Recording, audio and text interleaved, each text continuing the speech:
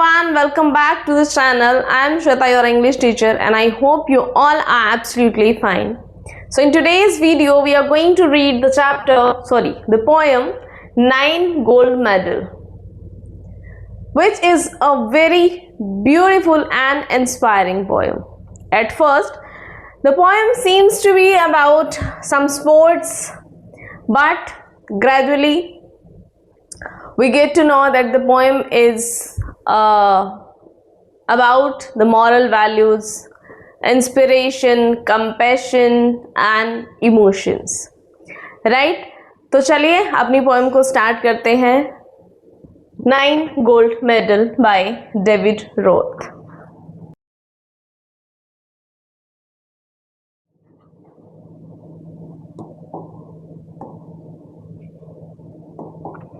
Let's have the short introduction of the poet. David Roth was a poet and writer known for his inspirational works that promote humanity, kindness and sportsmanship.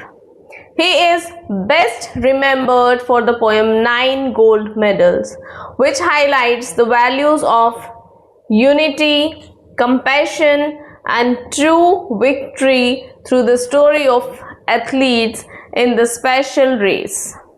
His writings inspires readers to respect and help others beyond competition. David Roth एक poet और writer थे जो अपनी inspirational writings के लिए जाने जाते थे, जो ह्यूमैनिटी, काइंडनेस और स्पोर्ट्समैनशिप को प्रमोट करती है.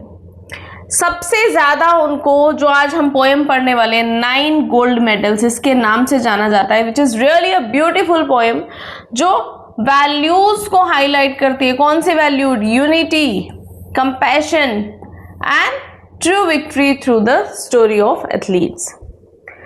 His writings inspires readers. किस चीज के लिए इंस्पायर करती है उनकी writings?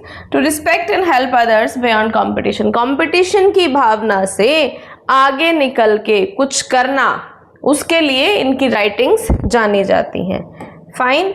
Now let's read the summary of the poem. The poem 9 Gold Medals by David Roth tells the inspiring story of a special athlete race in which 9 physically challenged athletes participate. एक ऐसी story है इस poem में जो physically challenged athletes हैं उनके बारे में बता रही है. During the race, one of the runners falls down and cries in pain. जैसे ही रेस शुरू होती है, all were running, ठीक है, तो उसमें एक जो एथलीट है वो सडनली गिर जाता है और दर्द से चिल्लाने लग जाता है, मतलब रोने लग जाता है, और कहीं ना कहीं एक ये भी होती है कि अब मैं हार जाऊंगा. Instead of continuing the race to win the gold medal, the others 8 runners stop, turn back and help him stand up. जब क्या होता है कि जब रेस ऐसे चल रही है, वो गिर गया है, तो ऐसे में जो पार्टिसिपेंट्स थे वो रुक जाते हैं, वापस आते हैं, उसको खड़ा करते हैं. Then all 9 athletes walk together to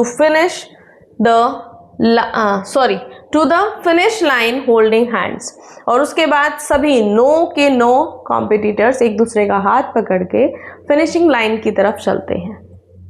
The poem highlights the value of kindness, unity, cooperation and true sportsmanship.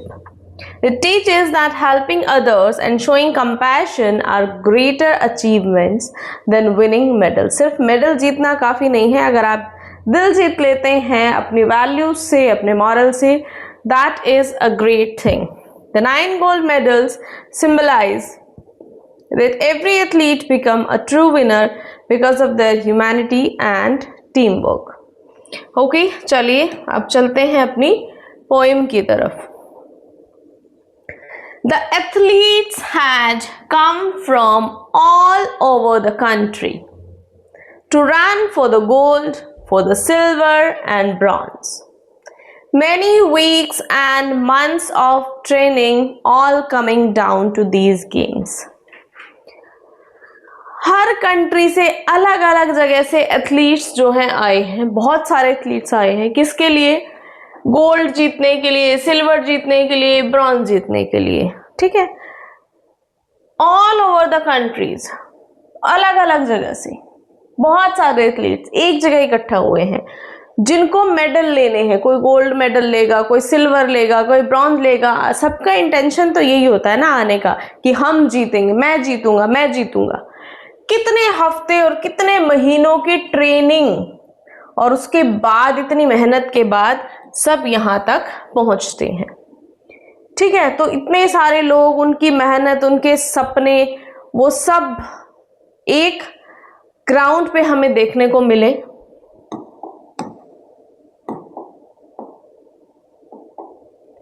The spectators gathered around the old field to cheer on all the young women and men. Spectators कौन होते हैं? दर्शक। ठीक है, जो दर्शक थे वो ग्राउंड में, ओल्ड जो ग्राउंड है वहां पर इकट्ठा हो जाते हैं। जो यंग विमेन और मेन जितने हमारे कॉम्पिटिटर्स हैं उनको चीयर अप करने के लिए, ठीक है, उनका मनोबल बढ़ाने के लिए, उनको एंकरेज करने के लिए।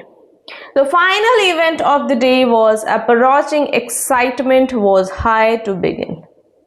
जो दिन का फाइनल इवेंट था वो आने ही वाला था और एक्साइटमेंट बिल्कुल हाई लेवल पर थी सबकी। सब पूरे एक्साइटेड थे, कौन जीतेगा, कौन सबसे आगे दौड़ेगा। Okay fine. The blocks were all lined up for those who would use them. The 100-yard dash and the race to be run. These were 9 resolved athletes in the back of the starting line, poised for the sound of the gun. जिन लोगों को blocks use करने थे उन लोगों के लिए blocks लगा दिए गए 100 यार्ड तक। ठीक है, जो रेस है वो मतलब दौड़ना था। ओके, अब 9 एथलीट्स स्टार्टिंग लाइन पे खड़े हैं। अब जो गन है उसकी आवाज की वेट कर रहे हैं, मतलब ब्लॉक्स अरेंज कर दिए गए। जिन लोगों को उन्हें यूज करना था उनके लिए ब्लॉक्स अरेंज कर दिए गए हैं। ठीक है, 100 यार्ड्स तक उनको दौड़ना है, 100 यार्ड्स की रेस है। 9 एथलीट हैं जो अपनी लाइन पर खड़े होके वेट कर रहे हैं कि कब गन शॉट हो। मतलब एक उनको एक इंडिकेशन दिया जाता है ना कि yes now you may run, तो एक इंडिकेशन की वेट कर रहे हैं वो कि कब गन की आवाज हमें सुनाई दे और हम दौड़ना शुरू करें। और सबके दिमाग में एक ही चीज है कि मुझे सिल्वर लेना है, मुझे गोल्ड लेना है। सबको यही होता है कि मुझे तो गोल्ड ही लेना है, सब फर्स्ट होने के लिए ही आते हैं। बट समटाइम्स ये है कि देखो कंपटीशन टफ होता है तो फर्स्ट सेकंड थर्ड, मतलब गोल्ड सिल्वर ब्रॉन्ज, सबके मन में ये है कि कुछ ना कुछ तो यहां से लेकर जाना ही है, right. The signal was given, the pistol exploded, and so did the runners, all charging ahead. But the smallest among them, he stumbled and staggered, and fell to the asphalt instead. Signal दिया जाता है, gun shot किया जाता है। Gun shot होने के बाद एक सिग्नल मिलता है कि yes now we have to run.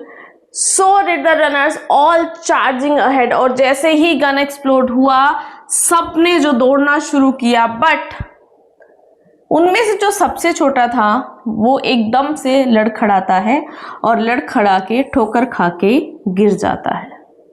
कहाँ गिर जाता है? टू द एस्फॉल्ट इंस्टेड, मतलब वो दौड़ने की बजाय गिर जाता है। Asphalt is some material which is use to make these roads and all. ठीक है, तो ऐसे में क्या है कि जैसे ही सिग्नल दिया जाता है सब प्रॉपर चार्ज होते हैं दौड़ने के लिए, लेकिन जैसे ही दौड़ चल रही है तो एक जो उनमें सबसे छोटा है वो एकदम से लड़खड़ाता है, ठोकर खाता है और नीचे गिर जाता है। He gave out a cry of frustration and anguish. His dreams and his efforts dashed in the dirt. But as sure as I'm standing here telling this story, the same goes for what the next occurred. अब वो चिल्लाता है, frustration से, anguish के साथ चिल्लाता है दुख भी है उसको, गुस्सा भी है कि उसकी सारी मेहनत खराब हो गई है। His dreams, all his efforts dash, मिट्टी में मिल गए उनके, उसके सारे सपने, उसके सारे एफर्ट्स, उसकी सारी मेहनत सब मिट्टी में मिल गए जैसे वो गिरा। But as sure as I'm standing here telling this story, लेकिन जैसे मैं यहाँ पे खड़ा हूँ, मतलब आपको स्टोरी बताने के लिए मैं खड़ा हूँ, the same goes for what next occurred। अब आगे क्या होने वाला है, आगे देखो क्या होगा। The 8 other runners pulled up on their heels, the ones who had trained for so long to compete. One by one, they all turned round and went back to help him and brought the young boy to his feet. Total कितने हमारे पास athlete थे?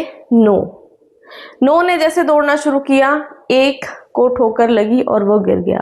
तो जैसे वो गिर गया, अभी उसके माइंड में ये है कि मैं गिर गया, अब मैं जीत नहीं पाऊंगा, मेरी मेहनत, मेरे सपने, मेरे एफर्ट सब बर्बाद हो गए। गुस्से में मतलब उसको समझ नहीं आया क्या करे इतनी देर में। जो 8 जो रनर्स भाग रहे थे, दे pulled up on their heels, वहीं पैर रुक गए उनके, अपने आप को रोक लिया उन्होंने।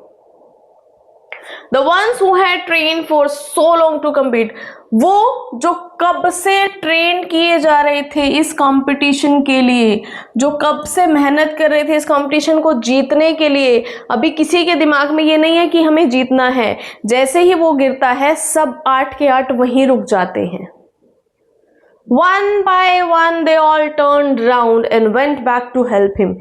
एक एक करके 8 के 8 एथलीट वापस आते हैं वहीं उसके पास जहां वो बच्चा गिरा था, उसकी हेल्प करने के लिए, उसको उठाने के लिए। And brought the young boy to his feet, और उसको उठाते हैं, उसको अपने पैरों पे खड़ा करते हैं।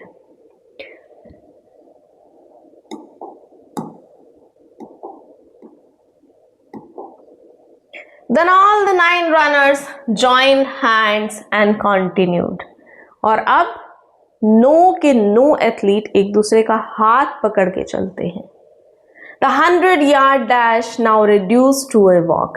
जो 100 यार्ड की जो रनिंग थी, जो रेस थी, वो अब एक वॉक में चेंज हो गई है। देखो कितना ब्यूटीफुल सीन है। अभी तक क्या था, 9 कॉम्पिटिटर्स थे वहां पर, जिनमें से सबको जीतना था। सबने महीनों, क्या पता सालों मेहनत की हो कि हम यहाँ तक पहुंचेंगे और यहाँ से जीत कर आएंगे। फिर जैसे ही एक गिरता है, बाकी 8 के 8 रुक जाते हैं, सब हार जीत भूल के वापस आके उसको खड़ा करते हैं, और सब एक दूसरे का हाथ पकड़ के, अब किसी के मन में हार जीत की इच्छा नहीं है, सब हाथ पकड़ के उस फिनिश लाइन की तरफ अब चल पड़े हैं। तो जो रेस थी वो अब क्या है, एक वॉक में चेंज हो गई है।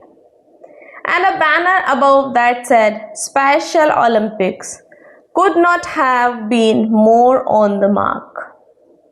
और जो बैनर जो ऊपर लगा हुआ था स्पेशल ओलंपिक्स का, special Olympics, could not have been more than the mark, इससे ज्यादा वो उसको नहीं, मतलब जो अब इसकी जो वैल्यू थी, जो इसका नाम था, वो सार्थक हुआ है ना।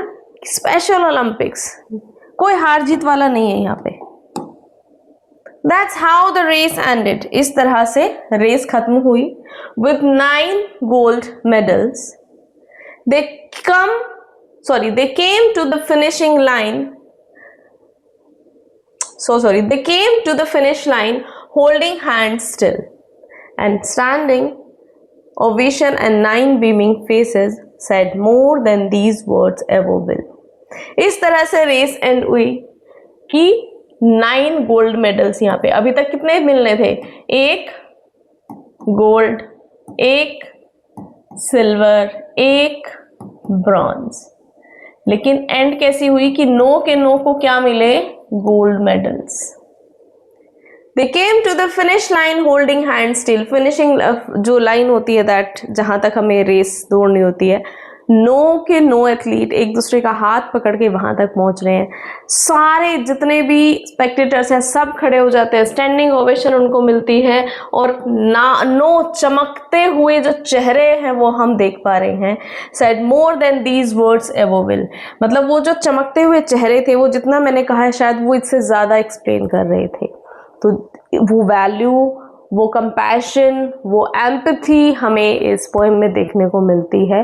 Like what a beautiful poem कि जब हमें अपने बच्चों को ये समझाना है कि कंपटीशन से आगे क्या है, this is the perfect example for that, right. So this way we have completed the poem. अब एक बार वापस चलेंगे स्टार्टिंग की तरफ, and let's understand the rhyme scheme of the poem. Country, bronze, training, games. Country, bronze, training, games. कोई similarity है? नहीं है। Field, men, was, begin. क्या कोई सिमिलैरिटी है? क्या कोई राइम बन रही है? नहीं बन रही है। तो इस तरह से हम कह सकते हैं कि this poem doesn't have any fixed rhyme scheme. So ये पोएम कैसे है? ये एक फ्री वर्ड्स में लिखी गई पोएम है, राइट। चलिए अब आ जाते हैं अपनी एक्सरसाइज की तरफ। Walk in pairs, match the words and phrases in column 1 with their meanings in column 2. You may read the poem again and infer the contextual meaning. Check your answers with the teacher. Now it was to be done by you only, but as usual I have done it for you, means I'll be doing it for you. Dashed in the dirt. What do you mean by the phrase dashed in the dirt? धूल में मिल गए, है ना, धूल में मिल गए। तो क्या आ जाएगा? आंसर क्या रहेगा इसका? आंसर विल बी 2, और मैं लिख देती हूँ इसको। Stumbled, what do you mean by stumbled? क्या होता है स्टम्बल्ड का मतलब? Step awkwardly, lose balance and almost fall, मतलब ठोकर लगना, है ना, सही से चल नहीं पाना। Staggered, walk or move with difficulty, proper नहीं चल पा रहा है। Anguish, क्या होता है anguish? Extreme pain or suffering, extreme pain or suffering, asphalt, as I told you, a hard black substance used to make roads and paths. So this way we have done this exercise, right? चलिए, now what is next?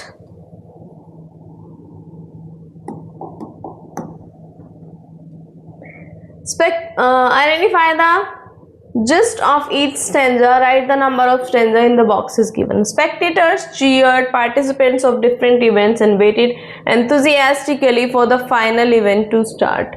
तो ये किस में है? ये I think first para है हमारा, है ना, ये आई थिंक फर्स्ट पैरा है कि स्पेक्टेटर्स चीयर कर रहे हैं पार्टिसिपेंट्स के लिए। फर्स्ट है या सेकंड है? एक बार देखो जरा ध्यान से। Spectators cheer participant of different, ये सेकंड है बेटा, ये सेकंड जाएगा हमारा, सेकंड स्टैंजा, ठीक है, second stanza. All runners dashed ahead as soon as they heard the gunshot. Suddenly one of the athletes tripped and fell on the ground. क्या आ जाएगा इसका? क्या आ जाएगा? This is the fourth one. The race finished with 9 athletes holding hands and winning and well-deserved gold medals. Their smiles and spectators standing up to applaud conveyed everything. यहाँ तो सोचने की जरूरत ही नहीं है, बिल्कुल लास्ट स्टैंजा है जिसमें उनको नो के नो गोल्ड मेडल मिलते हैं। टोटल हमारे पास 8 स्टैंजा है, so this is the 8th one. Participants got ready at the starting line and 9 determined athletes waited for the sound of the gun. Gun की sound की जो है वो वेट कर रहे हैं। कौन सा आ जाएगा ये stanza? It will be the third. Athletes from various parts of country had gone through months of training, had big dreams of winning medal. ये फर्स्ट आ जाएगा हमारा, क्योंकि स्टार्टिंग में हमने यही देखा है कि कैसे उनको इंट्रोड्यूस किया गया है. The 8 athletes stopped to help the young fallen athlete stand up, forgetting that they were competing. क्या आ जाएगा, कौन सा आ जाएगा? 8th में ये था हमारा, 7th में वो उसको लेने आए हैं, तो ये हो जाएगा 6th one. 9 athletes held the banner and walked hand in hand. This gesture represented the ethos of Special Olympics. 7th में आते हैं ना, 8th में फिर उनको मेडल मिलता है. The young athlete felt his dreams were shattered and cried in pain and disappointment, but something unique happened. गिर जाता है वो, है ना. तो क्या, कौन सा पैरा आ जाएगा? हो गए हमारे सारे, तो कौन सा रह गया? 1 2 5th में आएगा ये. ठीक है. So this way you can write the stanzas here. Okay. चलो, let us appreciate the poem. 2 examples of alliteration from the poem. 2 example देने हैं alliteration के. कौन कौन से आ जाएंगे? I have done it for you. Race to be run and stumble and staggered. क्यों? यहां पर किसकी वजह से? Due to the appearance of are. और यहां पर किसकी वजह से? एस की वजह से. क्या होता है एलिटरेशन? एलिटरेशन क्या होता है? जब कॉन्सोनेंट साउंड इनिशियली किसी वर्ड के स्टार्टिंग में, है ना, रिपीट होता है किसी एक पर्टिकुलर लाइन में, तो वहां पर क्या होता है हमारा? Alliteration. Give 3 examples of visual imagery from the poem. Imagery पढ़ा है ना हमने. इमेजरी क्या है? इमेजरी जहां पर इमेजिनेशन है वहीं पर इमेजरी है. और इमेजरी मैंने आपको बताई है 5 टाइप की होती है इमेजरी, क्योंकि 5 हमारी सेंसेस होती हैं, तो 5 ही हमारी इमेजरी होती है. ठीक है. अब वो मैं आपको बता चुकी हूँ. ऑडिटरी, ठीक है, और ऑल्फैक्टरी, विजुअल, है ना. कौन कौन सी होती है इमेजरी, ये आप मुझे फटाफट से बता दो. ये आपका होमवर्क है. आप मुझे कमेंट में 5 इमेजरी जो मैंने आपको समझाई है, those who have watched my video poetic device, उनको पक्का पता होगा. जिनको नहीं पता, जाओ और वीडियो देखो पोएटिक डिवाइस की कंप्लीट, और फिर मुझे बताओ कि 5 टाइप्स की इमेजरी कौन कौन सी होती हैं. ठीक है. 3 तो मैंने बता ही दी, वैसे बतानी नहीं चाहिए थी मुझे, है ना. चलो, अभी हमें यहाँ पे चाहिए विजुअल इमेजरी. विजुअल इमेजरी क्या है? जो हमें नजर आ रही है ना. Spectators gathered around the old field. पहला, हम इसको इमेजिन कर सकते हैं कि ऐसे फील्ड है, उसके चारों तरफ स्पेक्टेटर्स बैठे हुए हैं. ठीक है. 9 बीमिंग फेस, जैसे लाइन आती है तो वो एक इमेजिनेशन आती है कि 9 बीमिंग फेस, उनके फेस कैसे चमक रहे हैं, कैसे खुश हैं वो लोग, है ना. They came to finish the line holding hands. इसको भी इमेजिन किया जा सकता है कि कैसे वो हाथ पकड़ के वहां तक पहुंच रहे हैं. तो ये है हमारी visual imageries. Fine. Give an example of auditory imagery. अच्छा जी, ऑडिटरी भी है यहाँ पे. सो ऑडिटरी इमेजरी में कौन सी आ जाएगी आपकी? The pistol exploded. ऑडिटरी कहाँ से रिलेटेड होती है? हमारी कानों से. तो द पिस्टल एक्सप्लोडेड. ठीक है. तो ये एग्जाम्पल है हमारा ऑडिटरी इमेजरी का. How does the use of imagery make the poem more appealing.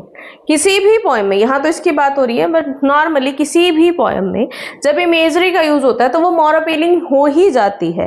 कैसे हो जाती है? क्योंकि हम वो सारी चीजों को फिर फील कर पाते हैं, समझ पाते हैं. वो एक जो हमारा जो एक्सपीरियंस है, हम कनेक्ट कर पाते हैं पोएम से, है ना. Imagery creates mental pictures and evokes sensory experiences. हम दिमाग में वो पिक्चर्स बनाने लग जाते हैं जब हम उसको पढ़ते हैं. तो देखो, ये तो बात मैं अभी कर रही हूँ, जब मैंने आपको पोएम एक्सप्लेन की, क्या आपके माइंड में वो पिक्चर्स नहीं बनी कि सडनली उसको ठोकर लगी और वो गिर गया और वो एकदम से चिल्लाया, एकदम से, मतलब क्या लगा उसको कि मेरे सारी मेहनत, सारे सपने खराब हो गए. तो वो फेस आपकी नजरों में नहीं आया. फिर मैंने कहा कि वो वापस आए, उन्होंने उसको उठाया, है ना, और फिर सब हाथ में हाथ पकड़ के एक दूसरे का फिर चल रहे हैं। तो ये सारी मतलब एक पिक्चर, हमारा जो माइंड है वो according to line picture create कर देता है, जिससे हम उससे ज्यादा रिलेट कर पाते हैं। which allows the reader to vividly imagine the track, the tension of the race, the emotional fall of the athlete and the inspiring final walk। हर चीज को हम इमेजिन कर पा रहे हैं, हम फील कर पा रहे हैं। ठीक है, चलो नेक्स्ट देखो। How does the poet's tone change from beginning to the end of the poem? Starting से एंड तक क्या चेंज हमें देखने को मिलता है? स्टार्टिंग में देखो, स्टार्टिंग में हमने क्या देखा? एनर्जी है, सारे मतलब ऑल ओवर द कंट्रीज बच्चे जो है वो सब आए हैं, कितने महीनों की सालों की मेहनत है, सब एक्साइटेड हैं कि मुझे मेडल लेना है। तो वो एक्साइटिंग टोन थी। और एंड में वो बीच में फिर क्या हो जाता है, बीच में वो टोन एकदम डिप्रेस हो जाती है कि जैसे वो बच्चा गिरता है वहां से हम डिप्रेस हो जाते हैं। और एंड में वो कॉम्पिटिटिव स्पिरिट, वो कंपटीशन साइड हो करके एक कंपैशन की फील हमें देखने को मिलती है, right. So at the beginning the tone is energetic, exciting and competitive as the athletes prepare to win. It shifts to sorrowful and emotional when one runners fall and ultimately becomes uplifting, triumphant and deeply inspiring as the others stop to help him. Okay? Next question is, what is the overall mood created by the poem? कैसा mood create कर देती है poem? Inspirational, uplifting and Joy. उनको medal जीतने की तो खुशी हुई, हमें भी पढ़ने में इतनी खुशी हो रही थी कि सब साथ में जा रहे हैं, सबको मेडल मिल गए, है ना, कितनी अच्छी चीज है। What is the message being conveyed by the poem? क्या मैसेज दे रही है पोएम हमें? The poem conveyed a powerful message that compassion and teamwork are more important than winning medals. It teaches that true success is found in humanity and collective triumph rather than the selfish competition. Okay, fine. Next, read the extract given below and answer the questions that follow. अब ये हमें एक poem stanza दिया गया है और इससे related कुछ questions हैं जिनके आंसर हमें लिखने हैं एक्चुअल में। जी चलो इनके आंसर्स हम करेंगे। The 8 other runners pulled up on their heels, the ones who had trained for so long to compete. One by one they all turned round and went back to help him and brought the young boy to his feet. सबसे पहले the phrase pulled up on their heels means that runners pulled up on their heels. मैंने बताया क्या मतलब है इस phrase का? pulled up on their heels मतलब they stopped running. क्या आ जाएगा? they stopped running, है ना? तो stopped running is the correct answer for this question.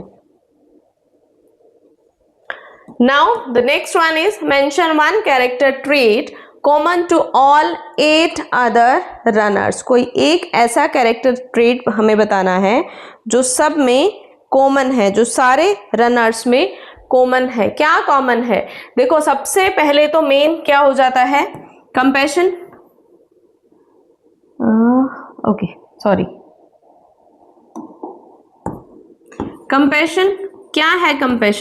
Compassion होता है when you feel others sorrow, when you feel others problem and you are willing to help. एक होता है हमारा सिंपैथी, एक होता है हमारा एम्पैथी, एक होता है हमारा कंपैशन। ये मैं ऑलरेडी आपको समझा चुकी हूँ, है ना। तो जिसने नहीं देखी वीडियो वो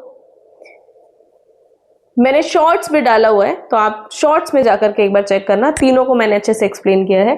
तो कंपैशन क्या होता है कि जब आप दूसरे की प्रॉब्लम समझ रहे हैं and you are willing to help, you are happy to help, ठीक है। और एक और क्या है?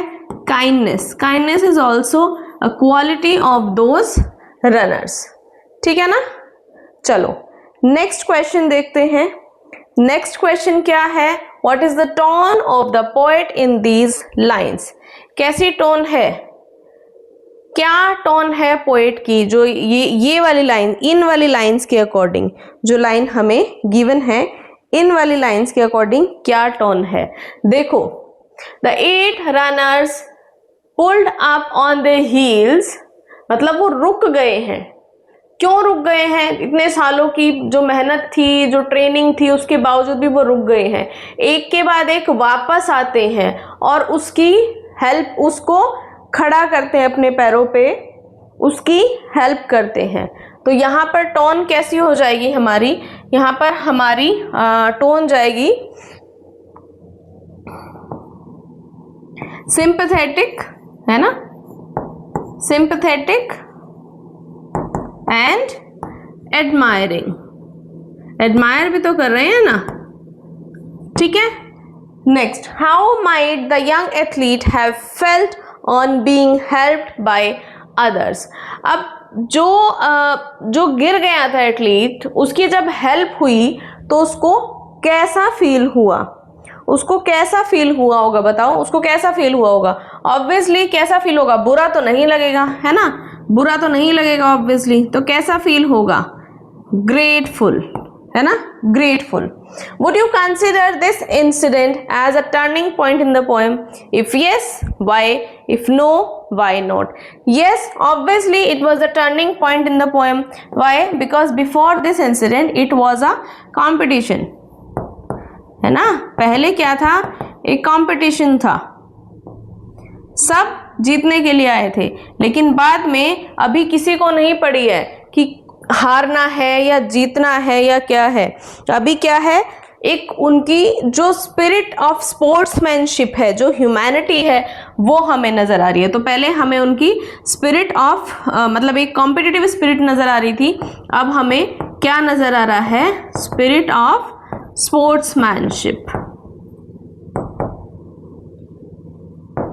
ठीक है, फाइन, ओके। चलो नेक्स्ट देखते हैं। That's how the race ended with 9 gold medals. They came to the finish line holding hands still, and a standing ovation and 9 beaming faces said more than these words ever will. How did the 9 contestants feel when they reached the finishing line together? जब 9 के 9 जितने भी हमारे contestant थे, जब वो पहुंच जाते हैं तो उनको कैसा फील हो रहा होगा? बताओ कैसा फील हो रहा होगा? कैसा फील होगा? ऑब्वियसली बहुत अच्छा काम उन्होंने किया। What happened? So they must be feeling what? Happy, है ना, एंड प्राउड, है ना। Happy and proud. ज्यादा बड़े आंसर नहीं लिखने हैं, 1 मार्क के ही आंसर होते हैं, मैक्सिमम 2 के होते हैं। अगर ऐसा होता है तो वो मेंशन होता है वहां पर, ठीक है। Why do you think all the 9 contestants were given gold medals? ऐसा क्यों हुआ? 9 के 9 कंटेस्टेंट को गोल्ड मेडल क्यों दिया गया? 9 के 9 कंटेस्टेंट, पहले क्या था कि एक को दिया जाएगा, अब 9 के 9 को क्यों दिया? क्यों? क्योंकि यहां से हमें क्या नजर आई? मतलब उनकी जो ट्रू स्पोर्ट्समैनशिप थी,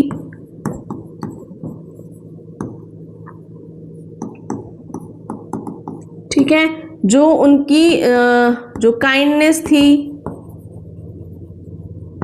ठीक है, जो उनकी क्या कहते हैं, उनका जो कंपैशन था, उन सारी चीजों को कंसीडर करते हुए कि आगे इन चीजों को कीप ऑन करें, वो आगे चीजों को गॉन रखें, वो उसके लिए उनको 9 गोल्ड मेडल दिए गए। Fine, okay.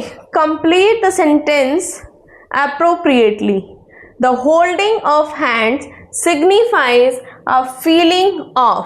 जब एक दूसरे का हाथ पकड़ के वो चलते हैं तो क्या समझ में आता है कि क्या फीलिंग है यहाँ पर क्या समझ में आता है? The holding hands signifies feeling of unity और टुगेदरनेस, है ना, यूनिटी और togetherness. Choose the correct option to complete the sentence. The spectators giving a standing ovation indicates that they were amazed, speechless, distracted, thoughtful. Thoughtful होना तो यहाँ पर क्या है कि they were excited. थॉटफुल होना एक थोड़ा सा ये हो जाता है. डिस्ट्रैक्टेड तो बिल्कुल भी नहीं. स्पीचलेस तो यहाँ पर मेरे हिसाब से आंसर जाएगा हमारा amazed. The correct answer will be amazed. सब मतलब ये इतनी ट्रू स्पोर्ट्समैनशिप देख करके, ये देख करके सब हैरान थे अपने आप में कि देखो कितना एक अनएक्सपेक्टेड रिजल्ट इस रेस का हमें देखने को मिल रहा है. Next question, explain the last line of the extract. Extract की लास्ट लाइन हमें क्या बताती है?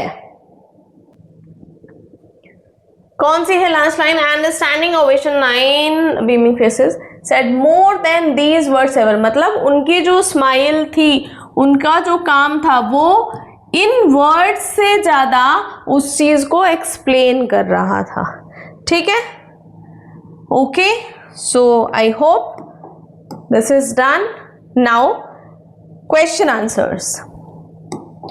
Question number 1, describe how the setting established in the first two stanzas of the poem create a vivid atmosphere for the events that follow. The intense atmosphere created in the opening stanzas directly heightens the emotional impact of the poem's climax.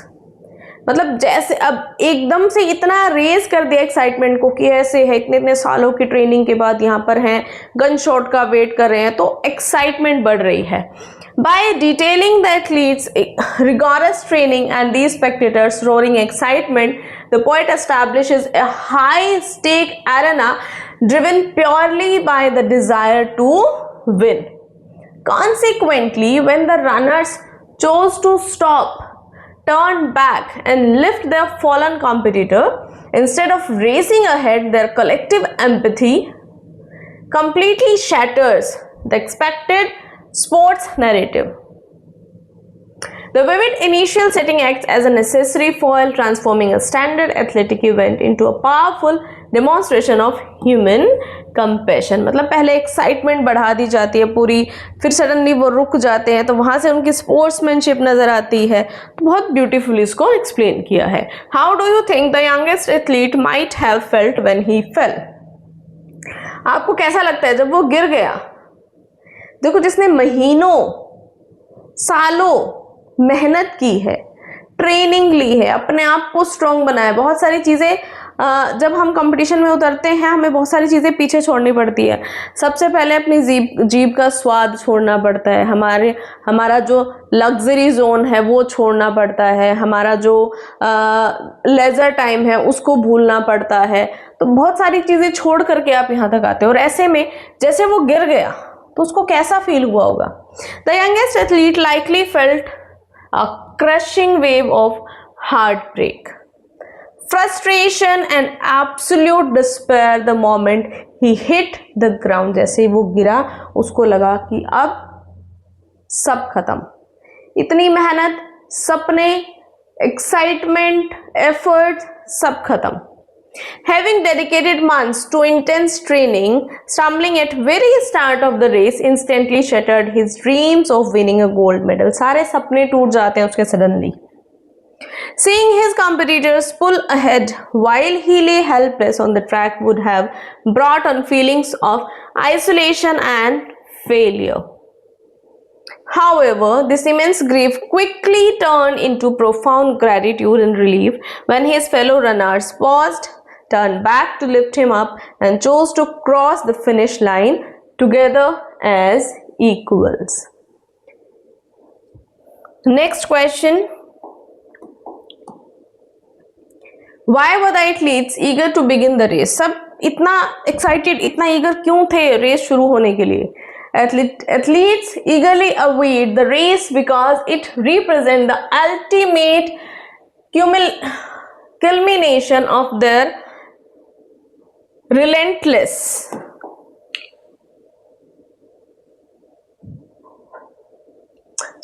athletes eagerly await the race because it represents the ultimate culmination of their relentless training, sacrifices, and dedication over many grueling months.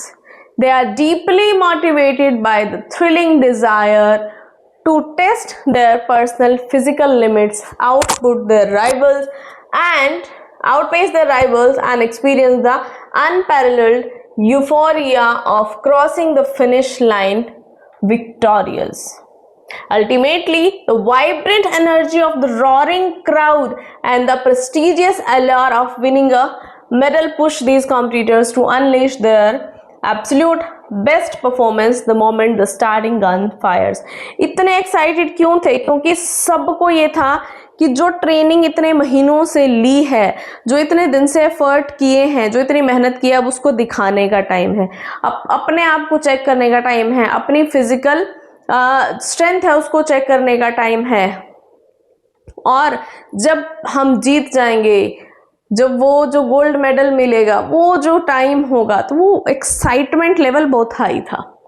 What does the transformation of the 100-yard dash to a walk symbolize? कैसे जो transformation है 100-yard dash का, मतलब क्या था? अभी एक race थी, रेस से जब वॉक पे वो चीज आई तो वो क्या सिंबलाइज करती है? The conversion of a highly competitive 100-yard dash into a collective synchronized walk symbolizes a profound shift from individual ambition to universal empathy and solidarity. When the youngest runner falls, the remaining athletes willingly sacrifice their personal dreams of victory and glory. To comfort their fallen peer by turning back, lifting him up, and walking hand in hand to the finish line, they redefine the true essence of sportsmanship.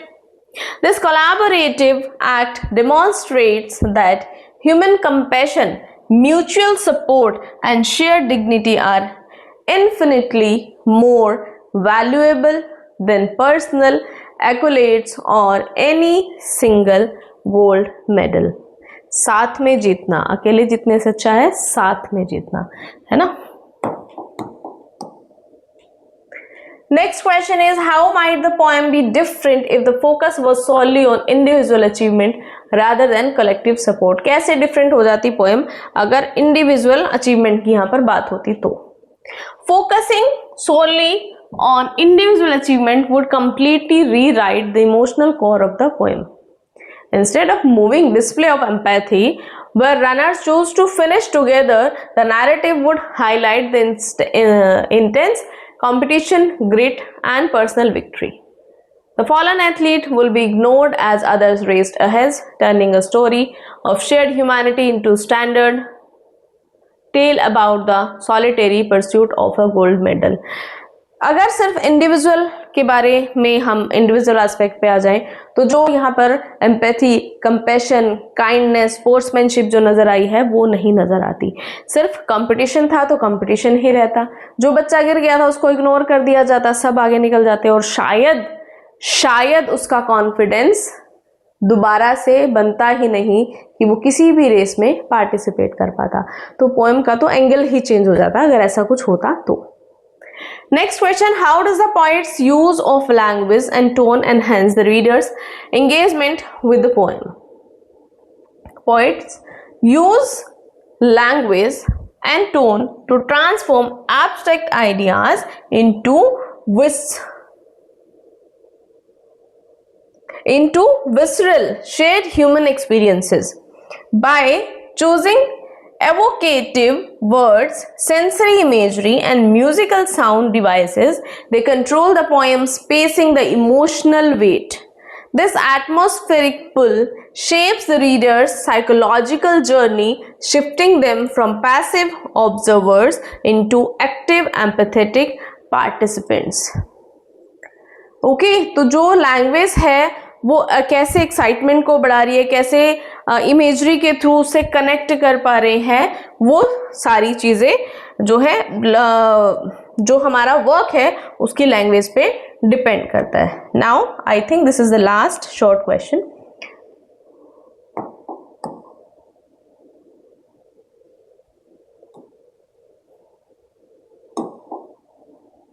What might be the poet's purpose of writing this poem? Poet का क्या purpose हो सकता है इस poem को लिखने का? The primary purpose of David Roth's poem, The 9 Gold Medals, is to celebrate human compassion, empathy, and universal brotherhood over the ruthless nature of modern competition. ये जो word है ना, compassion, empathy, universal brotherhood, togetherness है ना, and true sportsmanship,